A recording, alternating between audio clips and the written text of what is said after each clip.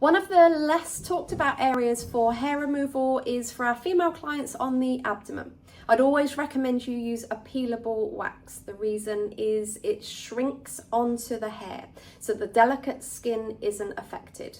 You'll always see me do an abdomen wax where the hair is. You don't necessarily have to cover the whole area. We're just removing where we can see the darker hair. Always going with the direction of hair and removing against, and just using a very gentle support to make sure we are stretching the skin but not pressing down too hard on the tummy. Let me show you in the following video.